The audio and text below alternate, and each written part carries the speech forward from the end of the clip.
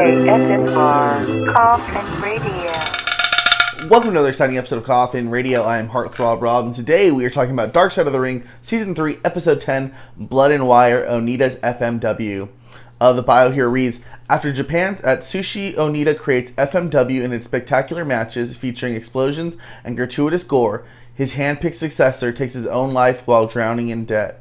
Sad story here, man. This is about, obviously, it's about Onita's FMW. They did the death matches, all that kind of crazy shit, but it's just a sad story. As someone who is completely unaware of FMW like that, I've heard it a few times. I know Onita, but I'm unaware of this stuff, you know. But they have some interviews here with Mick Foley. We get Terry Funk. We get Sabu, Chris Jericho. Then we also have other Onita himself, and then other people that are in that system. The promoter's daughter, Hayabusa's daughter, people that really can't speak for themselves anymore, but they definitely have their daughters here, and they give good commentary as well. But it's about Onita, who comes up as a young boy in Japan, and he actually comes up under Terry Funk as he's part of the Young Lions program for, you know, New Japan Pro Wrestling or whatever it might be. He gets sent to, you know, the different territories, and he ends up in Texas, you know, kind of under the wing of Terry Funk. And from there, he kind of just decides, you know, he wants to emulate Terry's crazy, you know, hardcore style that was kind of going on in Texas, those blood matches. So he creates FMW, which is Frontier Martial Arts Wrestling, and that happens in 1989. And from there, I mean, they're about that crazy-ass wrestling that they have down there.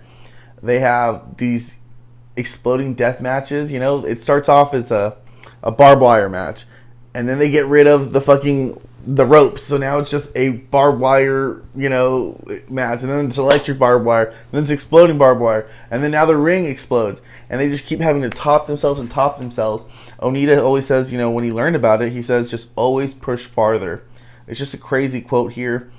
I mean, they have like it's just in, you know, I'm not doing any justice. This is just one of those episodes you have to watch. It's not so much as great as when I talk about it, because it's just, they're fucking bleeding juice every night out here. They're just gigging themselves like crazy. Sabu is in here as well.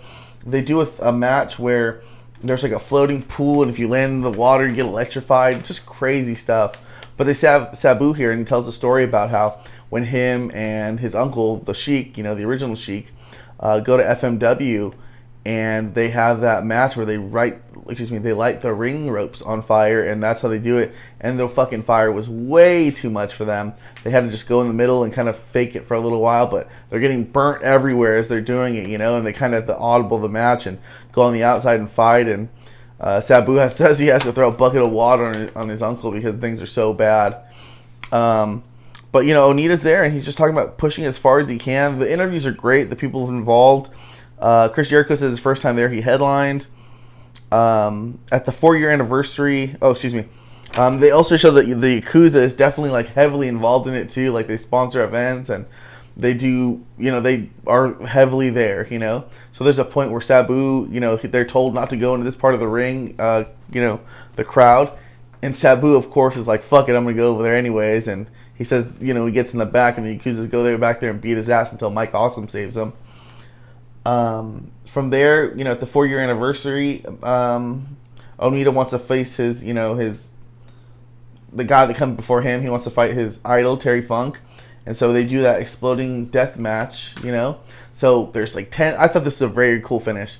They have like 10 seconds left. Onita has won. He's pinned him. He's about to walk out, but he notices Terry's not waking up. So he goes back there trying to slap and wake Terry up. 3 seconds left, so he just covers him, you know, because he can't do anything else but try and save his idol, Terry Funk. And it's cool stuff. I mean, the booking is cool. It's just one of those matches, or one of those episodes you just gotta watch because everything is so crazy. But Onita says he wants to call it quits, you know, so they get Hayabusa, who's, you know, groomed to be the next guy, and Shochi Arai is named president, and that's as Onita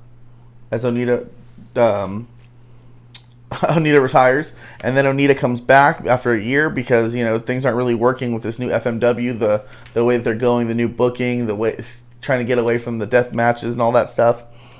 Onita comes out of retirement. He's there for a little while, but he says, you know, no one else is really able to get over while Onita's there, so they kick him back out of his own fucking company that he had once sold to them.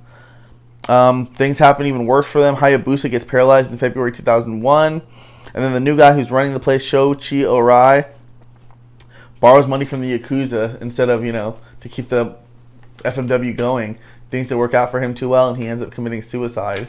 And that's pretty much the end of FMW for real. Like, that's it.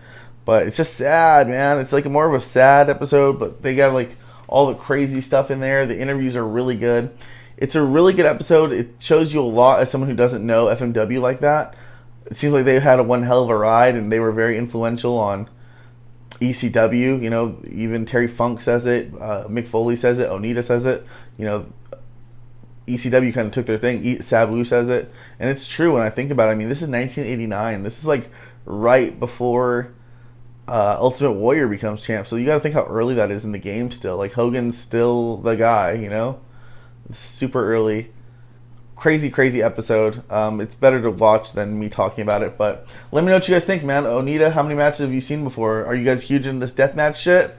This is, I haven't really been to a deathmatch thing. I've been to a GCW thing one time, but it was real fucking crazy. But even these guys were ape shit compared to that.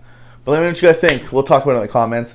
Make sure you like, subscribe. And if you like what you're watching, then hop in the Koffin. Follow us on social media at Koffin Radio. Koffin is spelled with a K. And that's all for today. ASMR Koffin Radio.